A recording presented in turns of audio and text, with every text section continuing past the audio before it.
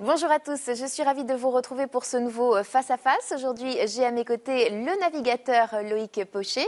Bonjour Loïc. Bonjour. Merci beaucoup de répondre à mes questions. Alors, vous vous êtes lancé un tout nouveau défi avec la construction d'un ULM hydravion amphibie en vue de la traversée de l'Atlantique Sud sans escale et la première traversée de la Cordillère des Andes. On va bien évidemment parler longuement de cette nouvelle aventure, mais avant, on va revenir sur votre parcours de navigateur. Quand est né votre amour, votre passion pour la mer? Depuis tout le temps, parce que même si je suis né à Bourgoin-Jallieu, donc dans le département de l'Isère, j'ai toute ma famille qui est bretonne. Et nos vacances, on les passait bien sûr dans la famille. Donc on était toujours au bord de l'eau en permanence. Donc j'ai vécu, dès le début, j'étais au pied des quais.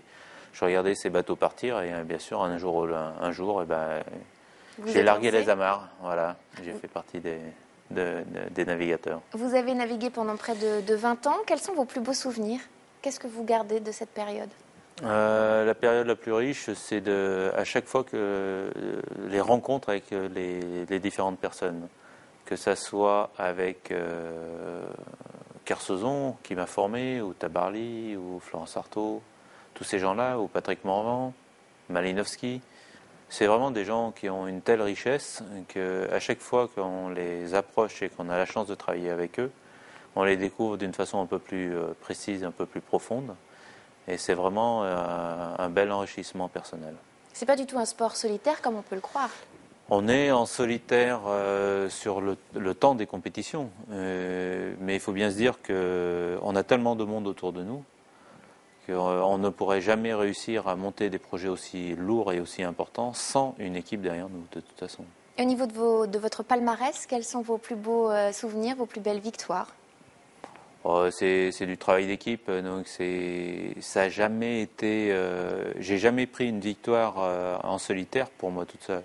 Je l'ai vraiment pris avec les gens qui m'entouraient, que ce soit au niveau des différents records ou au niveau des transats. C'est vraiment à chaque fois c'est un travail d'équipe qui nous permet de réussir à faire un résultat. Donc pour moi, ça n'a jamais été une victoire personnelle. Je l'ai dit, vous vous êtes donc lancé un nouveau défi. C'est un peu un rêve d'enfant que vous êtes en train de réaliser? Complètement. De toute façon, j'ai toujours eu les pieds dans l'eau, la tête dans les étoiles.